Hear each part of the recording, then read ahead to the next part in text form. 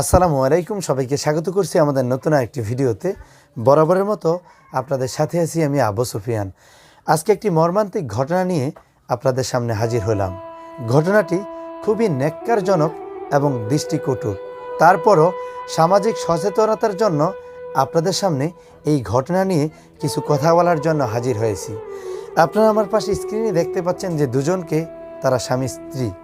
মেয়েটির বয়স 14 বছর, সে ক্লাস 8-এ পড়ে। তার সাথে যে লোকটিকে দেখতে পাচ্ছেন তার স্বামী। এই রাম ছাগলের বয়স কত হতে পারে আপনি আপনার মস্তিষ্ক খাটিয়ে কমেন্টস করে জানান। আমি জাস্টিফাই করে যতটুকু বুঝতে পারলাম, মেয়েটির বয়সের চাইতে প্রায় 3 গুণ বয়স বেশি তার স্বামীর। অর্থাৎ মেয়েটির বয়স যদি 14 বছর হয়ে থাকে, তার স্বামীর বয়স 40 থেকে 42। টাঙ্গাইলের বাসাইলের গরিব পরিবারের সন্তান নুরুন নাহার।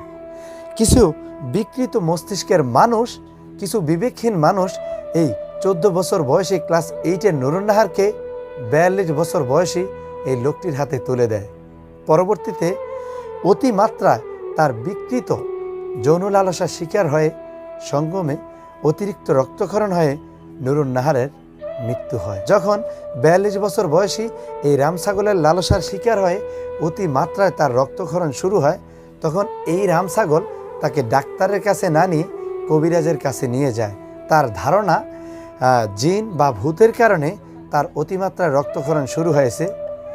এই সেন্স থেকে তাকে কবিরাজের কাছে নিয়ে যায়, ডাক্তারের কাছে না নিয়ে। কোনো মতেই যখন রক্তক্ষরণ কমছে না আর তার পরিবারও বিষয়টি জেনে যায়, তখন তাকে ঢাকা মেডিকেল কলেজ হাসপাতালে নিয়ে যায়। কিন্তু ততক্ষণ পর্যন্ত অতিমাত্রায় রক্তক্ষরণ হয়ে মেয়েটি মৃত্যুবরণ করে।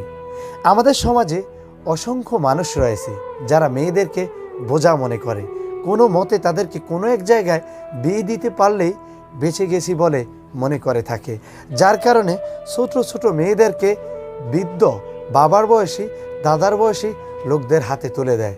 এসব মানুষ কবে সচেতন হবে আমি জানি না। একটা 14 বছর বয়সী মেয়ের সাথে কিভাবে 40 বছর বয়সী একটা লোকের খাপ খায়।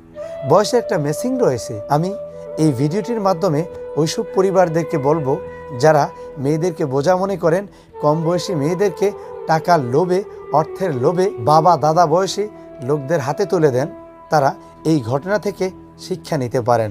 অনেক ক্ষেত্রে হয়তো আপনার মেয়ে তাদের লালসার শিকার হয়েও লজ্জায় এই বিষয়গুলো আপনাদের সাথে বলবে না, কিন্তু যন্ত্রণা ভোগ করে অনেকেই টিকে যাবে, আর অনেকেই নূর নাহারদের মতো কষ্ট যন্ত্রণা সহ করতে না পেরে এই দুনিয়া ছেড়ে চলে যাবে। পরিশেষে আমরা এই রাম ছাগলের দৃষ্টান্তমূলক শাস্তি চাইব এই জন্য, কারণ সে সঠিক কোনো চিকিৎসা করায়নি, যার কারণে অতিমাত্রা রক্তক্ষরণের ফলে তার মৃত্যু হয়েছে।